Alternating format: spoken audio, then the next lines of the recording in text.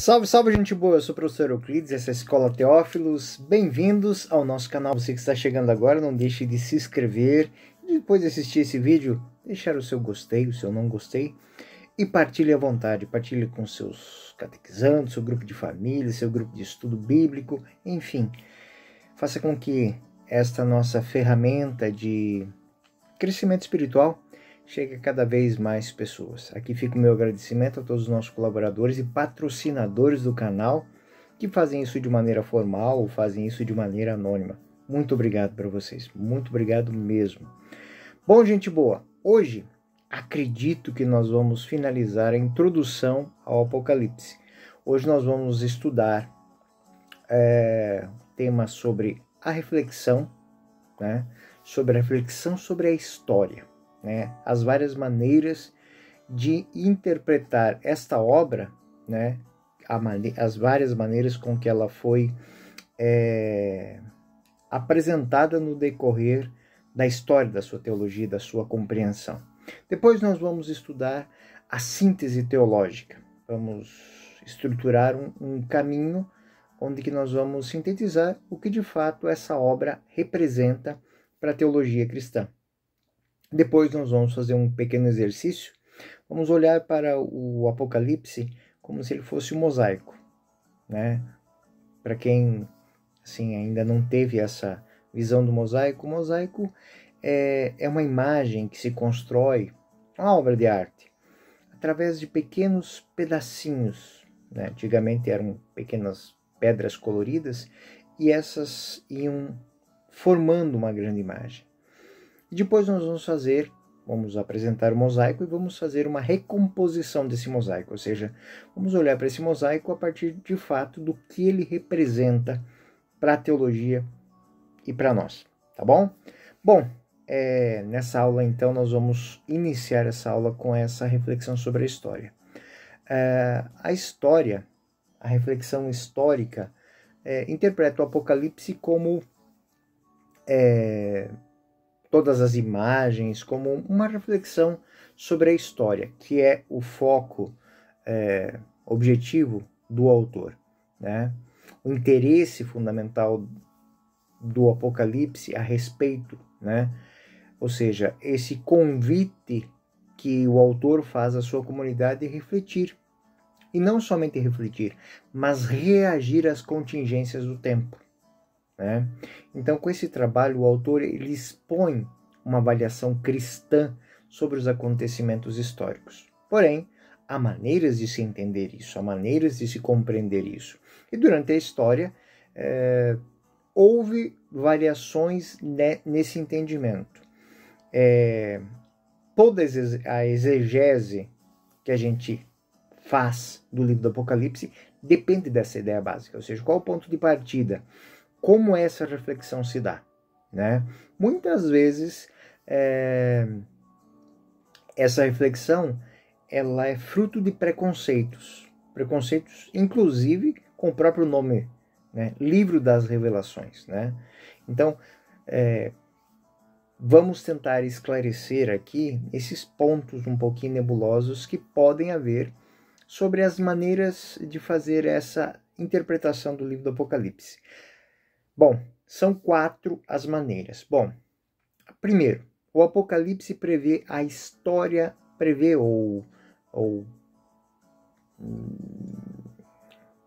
faz uma previsão da história da igreja do mundo. É uma visão. Segunda visão, o Apocalipse é um anúncio do fim do mundo. Segunda visão.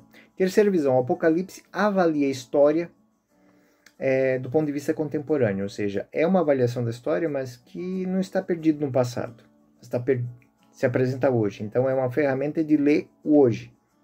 Bom. E quarto ponto, o livro do Apocalipse faz uma reflexão sobre a história da salvação.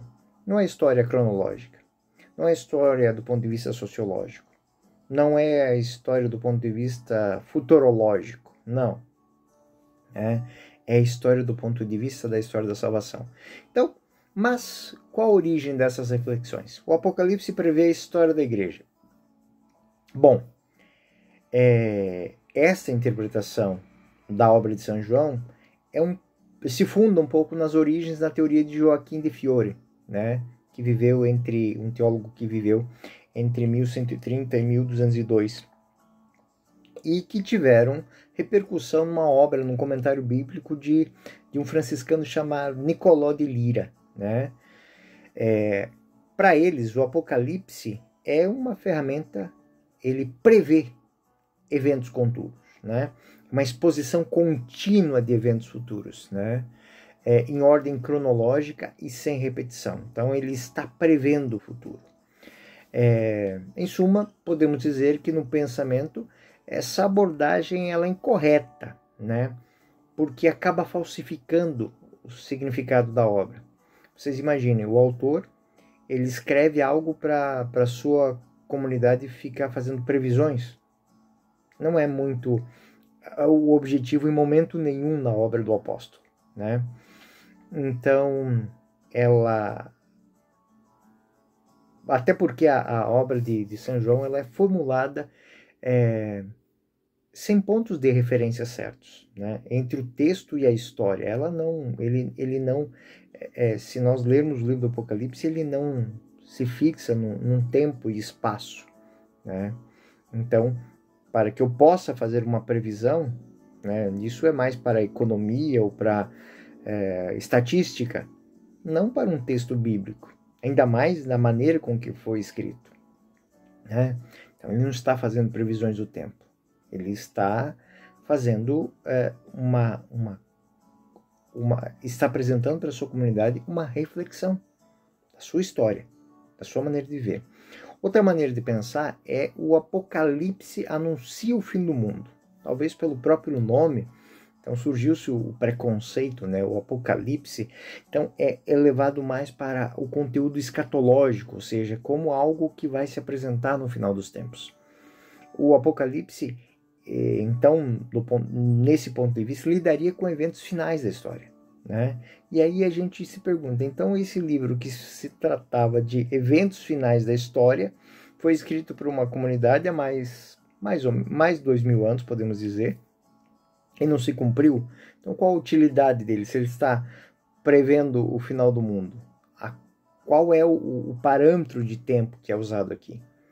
Então, apesar dessas nuances, né, que existem, claro, existe uma reflexão sobre o futuro, mas não é nesse ponto de vista, não é uma previsão, né, não é o fim do mundo, é esse escatológico, tanto que a palavra apocalipse, né, para muita gente, do ponto de vista da linguagem, se tornou um sinônimo comum de fim do mundo, né, e a tese do autor não se parametriza, é a capacidade de ver o novo mundo, mas não o fim, né?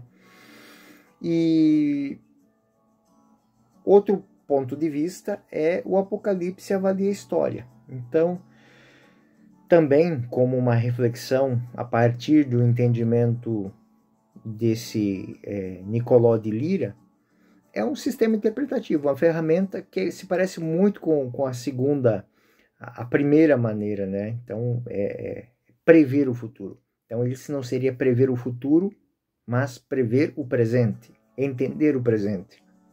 Ou seja, todas aquelas dificuldades do primeiro século da Igreja Cristã em relação ao judaísmo, ao Império Romano, elas são um método interpretativo para a gente entender o nosso tempo.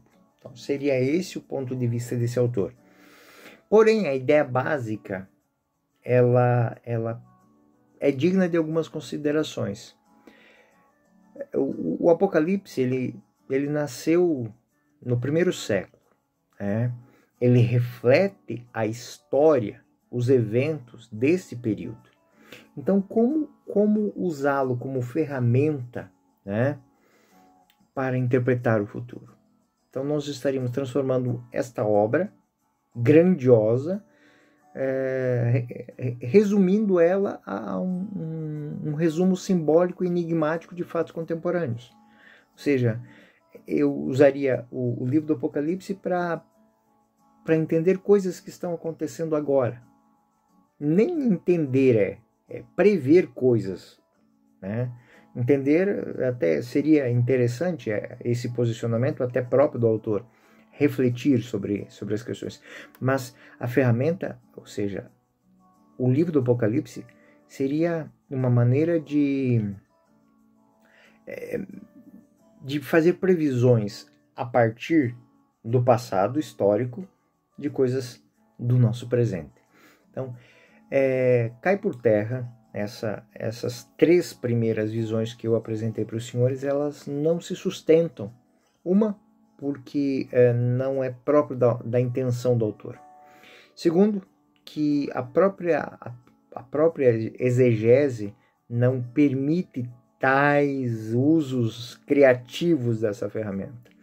E terceiro ponto, seria uma visão muito simplista de uma obra que exigiu do autor, exigiu da sua comunidade um grande esforço, acima de tudo espiritual, para reunir elementos que façam com que aquela comunidade absorva na sua liturgia, na sua reflexão, na sua oração, a história da sua salvação como caminho de posse da eternidade já no presente. Então, o livro do Apocalipse, ele é uma reflexão sobre a história da salvação. Ela está inserida dentro de um ambiente litúrgico que tem as suas referências no Antigo Testamento, né, com o simbolismo apocalíptico, e nos levam a atribuir ao autor um interesse histórico mais geral. Ou seja, eu quero sim fazer uma reflexão sobre a história, mas não a história do ponto de vista cronológico, de coisas que vão acontecer, de coisas que aconteceram, de coisas que estão acontecendo. Não, eu quero entender a salvação. Como a salvação se apresenta ao tempo.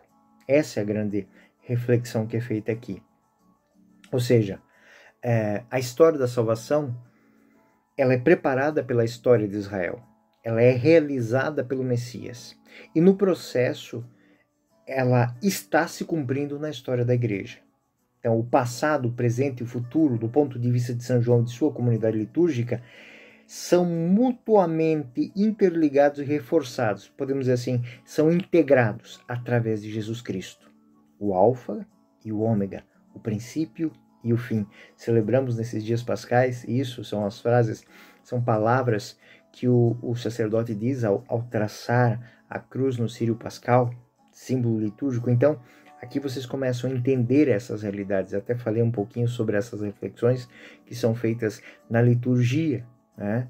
Na última introdução. Então, esse passado, presente e futuro se encontram. Ou seja, esta salvação, ela veio nos eventos fundamentais da Páscoa. Ela vem na vida da igreja, ao longo da história. E ela virá nesta realização final da santidade no mundo. Então, a celebração litúrgica, ela serve como pano de fundo para que a comunidade cristã possa relembrar o passado salvífico. Então, fiz memória nisso também na última aula, que as leituras, né, da Palavra de Deus, as leituras do Tríduo Santo fazem com que a nossa mente ela absorva isso. Ou seja, nós temos um passado de salvação, nós temos um presente salvífico e nós temos um futuro de expansão dessa salvação. Então, o mistério pascal de Cristo, ele, em sua própria experiência comunitária, ele vive o presente, o passado e o futuro. Tudo isso como um dom de graça que renova a expectativa e o desejo da realização final. Ou seja, nós estamos, aquilo que diz São Paulo, nós estamos correndo, combatendo o bom combate para chegar à meta. E na liturgia, o grupo, né, esse grupo, ele escuta e está empenhado a ler a história, a interpretar a própria história à luz do Cristo ressuscitado. Além disso, as formas simbólicas que existem dentro do livro do Apocalipse, elas não têm, de maneira alguma, a função de mascarar os fatos históricos contemporâneos ou futuros. Simplesmente manter o valor deles, fazer com que eu, através da relação entre símbolo e significado, entre o leitor e o autor, se manifeste em cada comunidade a partir dos elementos próprios de cada comunidade. Sendo assim, a finalidade é evocar as coisas que devem acontecer, mas a partir de algo que já está acontecendo, ou seja, a graça de Deus que age e o plano divino, que, como disse, veio, virá e está presente no mundo. Bom, após isso, nós temos que entender também, fazer uma síntese teológica, ou seja, quais são as propostas do Apocalipse? O que ele se propõe a dizer? O Apocalipse é em si uma resposta de fé ao drama da história. Por quê? Porque por detrás dessa reflexão de São João existe algo eminente que talvez já tenha passado pela cabeça de vocês. Por que ele escreveu isso? Ou seja, é uma comunidade que está refletindo a sua história, mas por quê? Qual é o motivo fundamental dela estar fazendo essa reflexão? Bem, motivo fundamental. Existem situações na minha vida que, embora eu tenha a consciência da salvação, eu tenha a consciência da graça, eu me deparo diante de certas situações. É uma guerra, é uma pandemia, é uma crise econômica, é uma doença, é uma morte, é uma injustiça, é uma infidelidade. Então, são tantas ocorrências na vida de uma pessoa, de uma comunidade, de um povo, que esse povo é levado a refletir. Então, como se dá a salvação na minha vida? Como se dá a salvação na minha história? E aí, se pegarmos os profetas, vamos ver que essa também era a motivação deles. O profeta Ezequiel, o profeta Jeremias, Daniel, todas essas reflexões que são feitas pelos profetas, elas querem posicionar a alma daquela pessoa diante da sua busca, diante da graça, diante da bênção, diante da sua vocação, a felicidade e a santidade. Então, essa é a dinâmica. Então, a mensagem teológica, ela vai ser sintetizada nisso. O homem que deseja refletir, por quê? Essa reflexão o fortalece, esta reflexão o alegra, essa reflexão o prepara. É como que a frase de São Paulo, de novo ecoando aqui, combati o bom combate, terminei minha carreira, guardei minha fé. Então, se nós não assumimos com seriedade a nossa vida, não assumimos com seriedade a nossa salvação, muitas coisas boas podem passar e eu não perceber. E quando chegarem as coisas terríveis, as coisas dolorosas, eu posso não estar preparado. Eu posso não estar forte o suficiente para manter a minha sanidade espiritual, moral, diante dessas realidades. Em um nível geral, a celebração do mistério pascal de Cristo e a reflexão que a gente faz do significado da história podem ser considerados os pontos claros e certos. E isso a gente pode afirmar com certeza. Agora, algumas outras nuances que o Apocalipse tem, elas devem ser interpretadas uma a uma. Como disse, é uma colcha de retalhos teológica. Sim, mas não porque não tenha um começo, meio e fim. Não é por causa disso. É porque ela usa de repetições, ela usa de questionamentos, ela usa de visões, ela usa da liturgia, ela usa de muitas ferramentas para conduzir a pessoa a interpretação da sua história da salvação. Então, por detrás, como síntese da teologia do Apocalipse, ela está baseada, sim, em algumas interpretações hipotéticas de algumas imagens. Ou seja, é uma hipótese que aquela comunidade tem abraçado. Mas essa hipótese, ela não é meramente fruto da criatividade dos exegetas e dos teólogos, não. Ela se funda dentro da história da salvação, dentro da história de Israel, dentro da história das comunidades, dentro da vivência litúrgica da comunidade. Então, ela vai fazer uma anamnese, uma mistagogia daquilo que está sendo vivido. Bom, embora seja uma maneira mais segura de trazer os textos, esses fragmentos de teologia que se combinam e formam esse grande mosaico, eles querem falar de uma única coisa. Ou seja,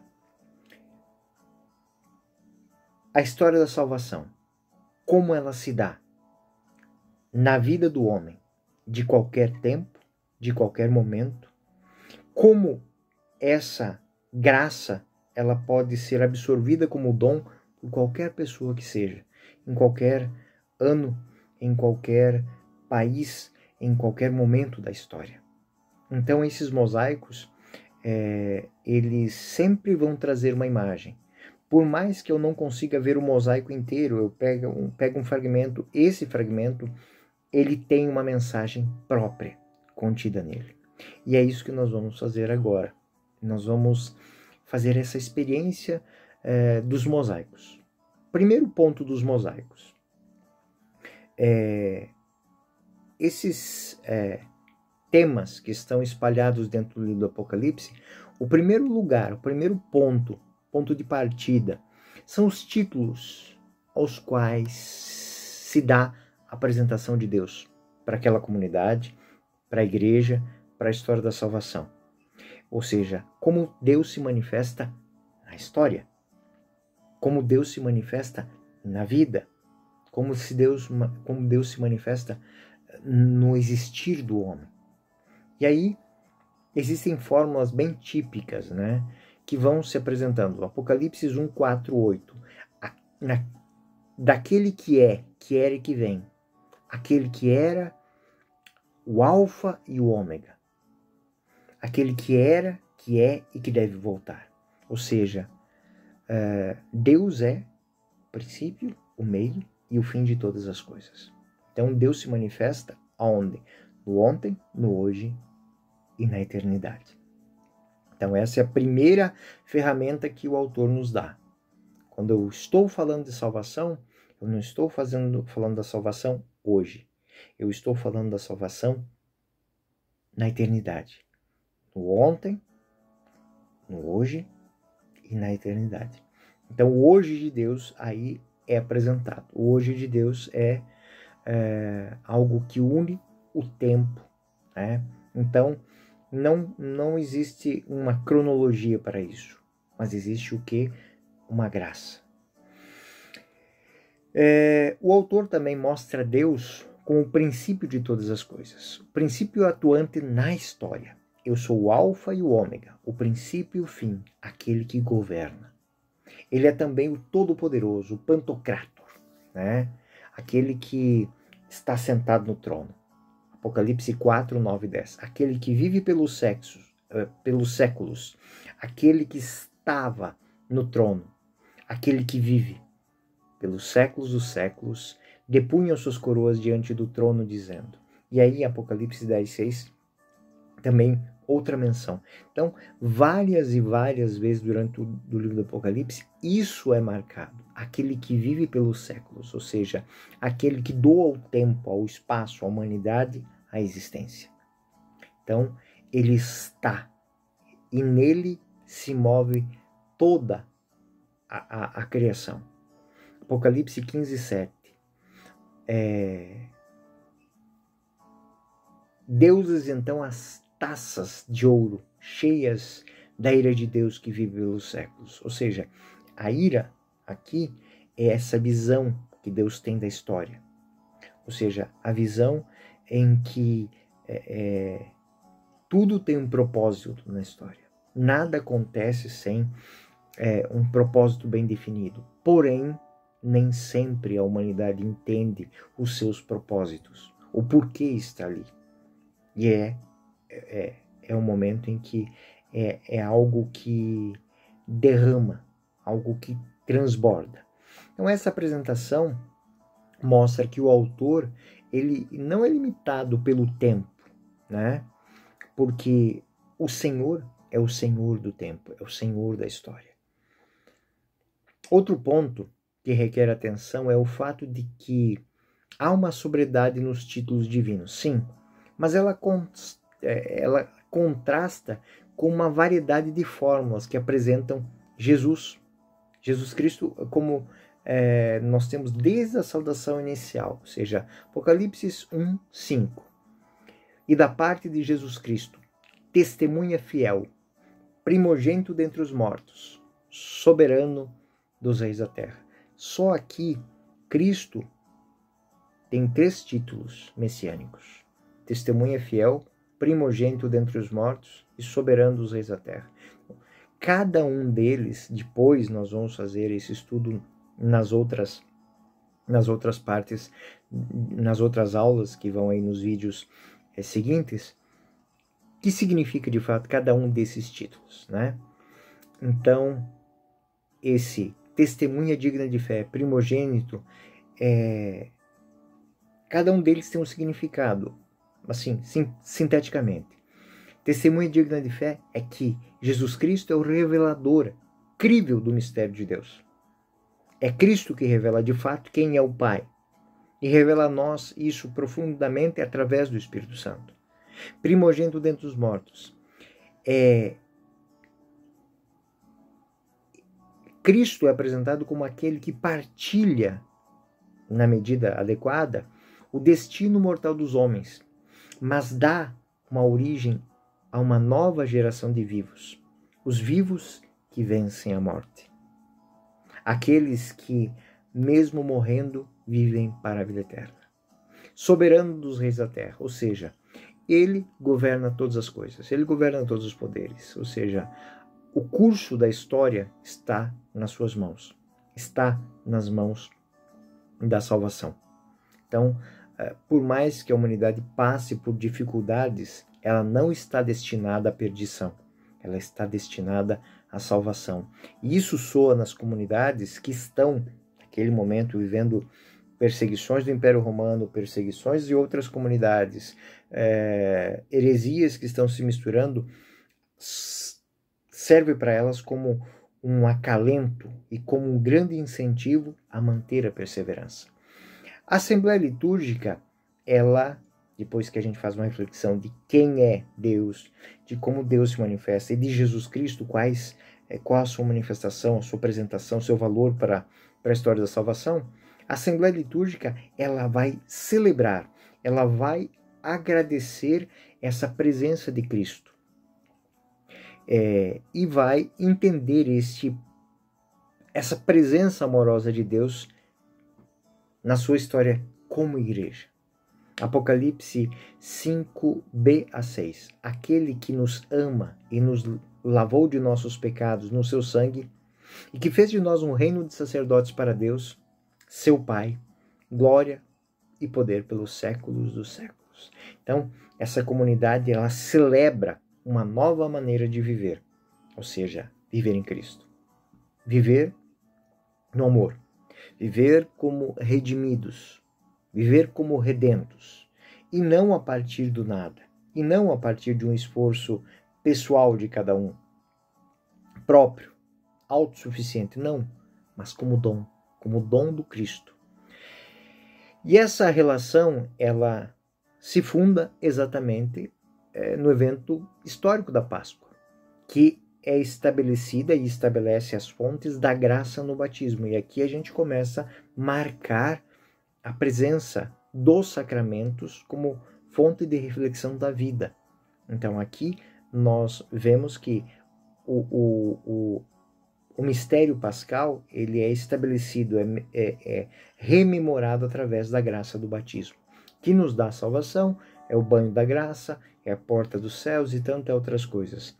Mas que repercute a morte real de Cristo na vida do cristão, como o quê? Como passagem do pecado para a santidade, da antiga à nova aliança. Então, essas reflexões são feitas e apresentadas àquela comunidade, e isso suscita nela uma grande alegria. Por quê? Porque Cristo nos dá o dom de viver a santidade, nos torna um reino de sacerdotes. E esse sacerdócio, ele se manifesta na história, na vivência particular, minha, sua, da sua comunidade, da sua família. É assim que Deus se manifesta no tempo e na história. O último elemento particularmente significativo é derivado de uma expressão de Êxodo 19:6. São duas passagens do Apocalipse. Apocalipse 5:10. E deles fizestes para nosso Deus um reino de sacerdotes, que reinam sobre a terra. Então, Êxodo 19 vai fazer uma memória disso, ou seja, o grande sacerdócio, a grande ferramenta de transformação do mundo é a vida em Cristo. É a capacidade, e aí é até usado um número para exemplificar isso, ou seja, a santidade vivida em plenitude. Ela é inquestionável, ela é incomparavelmente poderosa como ferramenta de transformação do mundo, mas acima de tudo, ela tem que transformar uma vida, a minha. A partir da minha, ela repercute na história. Isso faz com que o cristão, para ser cristão, deva ter um propósito, deva ter um compromisso. Ele entende a história não como algo distante dele, mas algo que depende dele. Cristo age na história através de pensamentos, palavras e atos concretos de cada cristão. Ou seja, Deus, ele tem um reino de plenitude que age no mundo a partir da plenitude em mim, em você. Os títulos importantes que são apresentados no Cristo, então, são o ressuscitado, o primeiro, o último, o que vive, aquele que esteve morto e agora vive, né? Aquele que tem as chaves da morte. E aí são vários versículos que vão trabalhando, mas, acima de tudo, essas fórmulas que falam do Cristo também falam do cristão. O cristão é o quê? Um filho de Deus, como Cristo é. Então, Apocalipse 2:18b. O anjo da igreja de Tiatira escreve: Eis que diz o Filho de Deus, que tem olhos como chamas de fogo, pés semelhantes ao fino bronze. Outro tema que vai se apresentar aí dentro. Aquele que conhece os sentimentos e os pensamentos humanos e dá segundo a ação de cada um. Ou seja, a capacidade que o cristão tem que ter de ver, de compreender, de entender as relações suas com o mundo e saber que nada acontece no mundo sem que passe por ele, ou pela sua atitude ou pela sua falta de atitude. O santo, contexto de santidade, Apocalipse, o anjo da igreja de Filadélfia, eis que diz o santo, o verdadeiro, aquele que tem a chave de Davi, ou seja, aquele que tem a capacidade de governar, aquele que governa, aquele que fecha, aquele que abre. Então, é o segundo munus que a gente recebe no batismo: sacerdotes, profetas e reis. O munus régio passa pelo munus de santidade. A santidade que nos faz ungidos, né? O santo ou ungido. Né? Então o autor apresenta, dentro desse grau de santidade, alguns adjetivos da santidade. O verdadeiro. A santidade tem que ser verdadeira. Ela não pode ser fajuta. Então, eis que diz o santo e o verdadeiro. Então, a comunidade é chamada a refletir sobre a sua integridade, sobre a sua autenticidade. A partir dessa verdade, dessa autenticidade, é que a salvação se dá na sua vida e na vida do seu povo, da sua comunidade. O amém, ou seja, a capacidade de testemunho. Testemunha fiel e verdadeira. O santo, aquele que vive a santidade, é testemunha fiel e verdadeira, e ele não precisa temer nada. E aí, outro tema, o gênese da criação, ou seja, o príncipe da criação de Deus. Ou seja, tudo que eu quiser mudar e fazer de bom, tem que partir de mim. Essa é a reflexão, eu tenho que partir da minha atitude para com o mundo. Apocalipse 3,14. O anjo da igreja de Laodiceia escreve: eis o que diz amém, a testemunha fiel e verdadeira, o princípio da criação de Deus. Nossa, que coisa linda! Cada cristão, com a graça do Cristo, como diz São Paulo, já não sou eu que vivo, é Cristo que vive em mim, é princípio de criação de Deus. É princípio de transformação do mundo, é princípio de transformação da sociedade. Se você é um professor que entende esse propósito de vida que Deus deu para você, você será fonte de transformação de muitas vidas.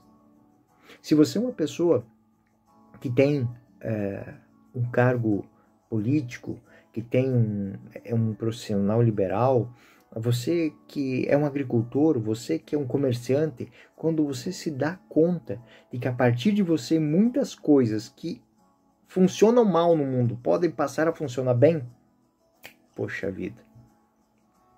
Ou seja, princípio da criação de Deus. O Apocalipse está ficando mais claro para vocês? É muito interessante isso. Logos de Deus, ou seja, verbo de Deus. Fonte de ação. Aquilo que eu falo acontece. Aquilo que eu falo se torna realidade.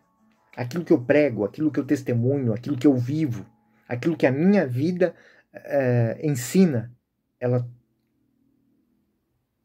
é logos de Deus.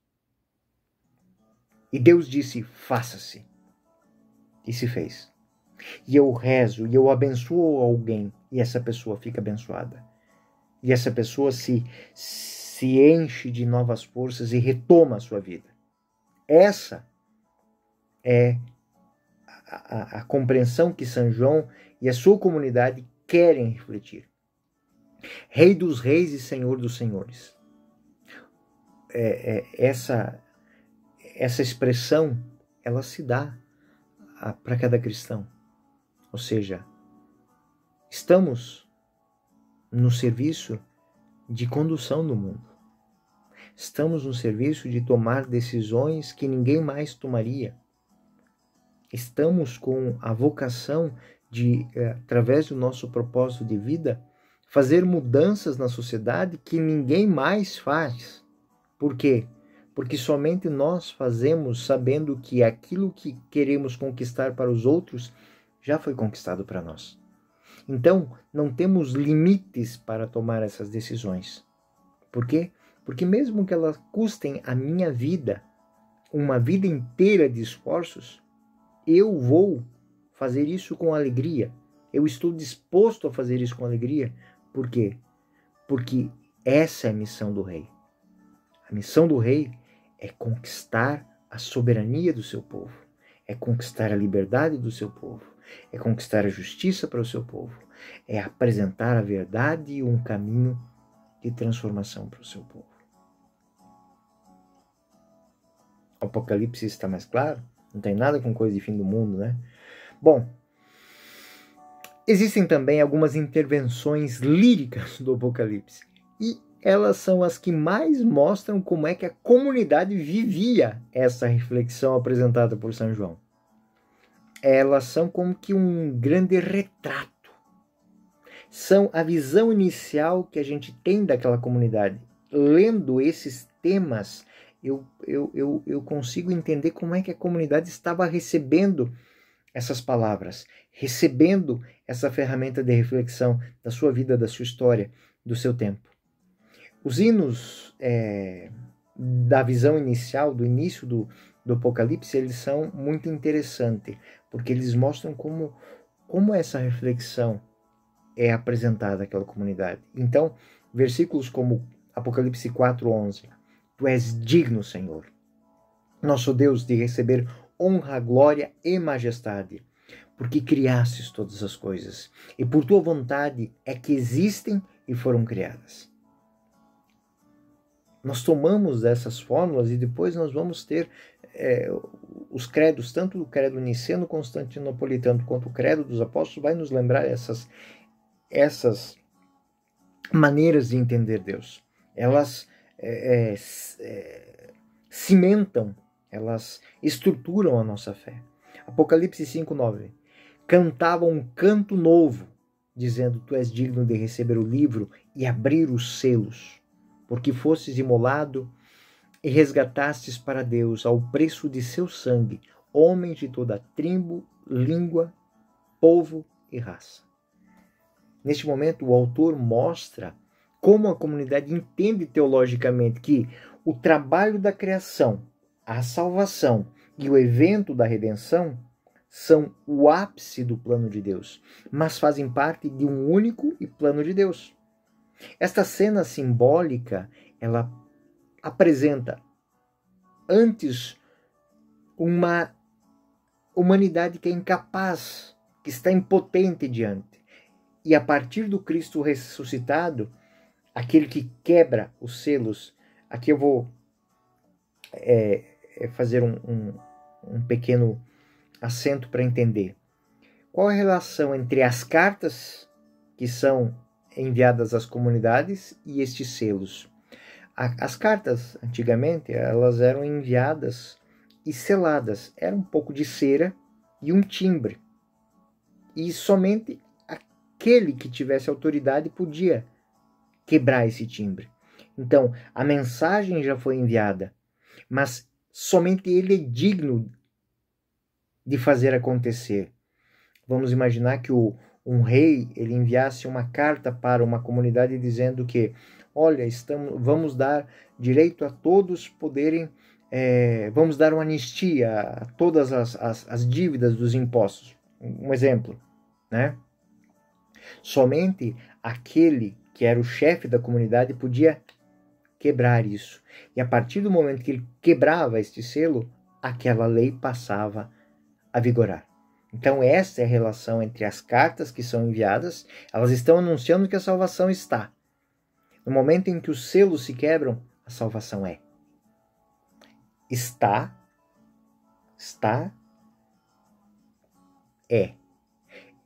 Ela está, mas ela não foi tomada posse. Agora, quebrado o selo, tomamos posse dessa salvação. Então, o único capaz de abrir o livro do mistério, porque ele aceitou perfeitamente o plano de Deus ao ponto de ser morto, lhe dá capacidade de oferecer a todos os homens a salvação sem distinção. Por quê? Porque ele a conquista. É conquista dele, é dom dele. E ele entrega. Então, essa capacidade faz com que todo homem, sem distinção, possa beber isso. Então, a criação, a redenção, elas estão intimamente ligadas.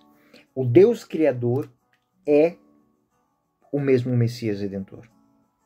O Deus Criador, o Messias Redentor, tudo isso faz parte de um único plano de salvação. Ou seja, a comunidade entende que Deus sempre esteve presente na sua vida, na sua história, na sua caminhada. Outra Outra cena que mostra como a comunidade acolhia isso. Bradavam em alta voz. Apocalipse 7:10. A salvação, obra de nosso Deus, que está sentado no trono, e do Cordeiro. É obra de Deus e do Cordeiro. E isso aqui, por que está sendo dito? Porque a comunidade estava recebendo ataques de uma heresia que dizia que Cristo não era Deus.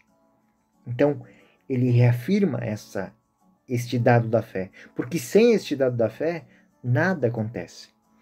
Então, essas fórmulas, elas que são apresentadas sobre o Cristo, sobre a história da salvação, essa compreensão teológica, ela vai ser apresentada como um mistério de Deus. E o mistério de Deus, o império de nosso Senhor, a plenitude do poder de Deus, todas essas expressões que estão no Apocalipse, elas vão exaltar essa presença do Cristo. Isso tudo vai conduzir essa comunidade para, Apocalipse 19:6, um grande aleluia, um grande ato de amor. Aleluia, eis que reina o Senhor nosso Deus, o dominador, o Senhor. Então, a partir daqui, mais uma ferramenta desse nosso mosaico e de como compreendemos esse mosaico, é que existem figuras, a figura da mulher, a figura da prostituta. Então, a mulher, a prostituta degenerada, ela é, a partir da presença do noivo, transformada numa noiva amada. O povo do Antigo Testamento, o povo antes da salvação, que é o povo que se prostitui, ele agora transformado. E aqui nós temos uma visão do profeta Oséias, o profeta Oséias que é tomado aqui. E depois que isso tudo é compreendido, os alunos, o povo de Deus é chamado a fazer uma reflexão sobre a alegria, sobre a beatitude, a capacidade de entender a alegria que essa revelação se dá. E aí, são as 7 beatitudes, os sinais de santidade. Apocalipse 1:3, feliz o leitor e os ouvintes que observam as coisas escritas, Então, Apocalipse 1:3, Apocalipse 14:13, são todos os momentos onde é usada a palavra felizes. Felizes. E todos eles vão indicar que deve existir uma vigilância cristã. Uma fé apocalíptica, ela é uma fé que está embasada na capacidade de ver que Deus está presente na história, que Deus está presente através do seu mistério pascal em todas as atitudes do homem. Então, ele vence todas as situações. E aí, ele repercute na história da humanidade como um casamento, como um banquete, como um projeto de santidade, como um encontro com Deus. E aí, tratamos do batismo, agora nós temos a Eucaristia, nós temos o casamento e nós temos a cidade santa, que é a comunidade. E aí nós temos batismo, confirmação, penitência, nós temos Eucaristia, tudo isso sendo contemplado dentro da reflexão apocalíptica. E nessa recomposição final que a gente pode fazer, todo o mistério de Deus ele é compreendido. Ou seja, nós compreendemos a história da salvação como intervenção decisiva de Deus. Deus que entra na história e que age no Antigo Testamento, age no momento em que Cristo está na história e repercute na história em todos os tempos. Outro tema que deve ser compreendido dentro, e nós vamos trabalhar isso mais depois também, é a colaboração para com o reino. Ou seja, a comunidade cristã, ela está aberta a todos os povos da terra e deve levar aquilo que nos foi conquistado pela paixão, morte e ressurreição de Jesus Cristo e é dado através do batismo a todo e qualquer povo. É o momento em que a esposa apresenta o noivo à humanidade. Então, São João, ele anuncia a construção da nova Jerusalém de Deus. Ele, usando a visão da destruição da cidade sagrada pelos romanos, ele diz que Jerusalém terrestre cai, mas a Jerusalém celeste se constrói. E se constrói na tomada de posição de cada um a cada instante. E depois, a última reflexão, podemos dizer que é a nova realidade criada por Cristo. Ou seja, Cristo, ele, através do evento pascal, ele cria uma reversão absoluta. Ele elimina o pecado e ele instaura um reino de santidade. Isso vai repercutir um pouco as palavras de São Paulo na segunda carta aos Coríntios, no capítulo 5, versículo 17. Todo aquele que está em Cristo é uma nova criatura. Passou do que era velho e eis que tudo se faz novo. Então essa velha Jerusalém, a velha monarquia, o templo, o sacerdócio antigo é transformado pela graça do Cristo, e aí apenas se tornam símbolos melhorados, se tornam símbolo de algo novo, ou seja, a renovação da cidade, a renovação da noiva, a renovação do pacto. Não depende somente de uma bênção que se perdeu no tempo, de um pacto que se perdeu. Não, mas ele acontece a cada dia, a cada instante, diante dessa reflexão. Ou seja, o cristão é convidado a anunciar e a celebrar a novidade da aliança com Deus na sua vida, em cada momento, em cada atitude. Ou seja, a nova relação filial com Deus, dada aos homens pelo próprio Deus, através de Jesus Cristo, ela repercute na vida através da virtude de cada cristão. A virtude dessa fé no Cristo ressuscitado, que se mantém presente na vida de cada um a qualquer instante. O autor, na sua reflexão compartilhada com a sua comunidade, através de conceitos e símbolos interpretados e vividos através da liturgia, propõe uma jornada extremamente coerente e corajosa para a igreja de todos os tempos, para que ela possa realmente se fazer nova e assim ter a força de renovar o mundo inteiro. Apocalipse 14, 12. Eis o momento para apelar para a paciência dos santos, dos fiéis, aos mandamentos de Deus e à fé em Jesus Cristo.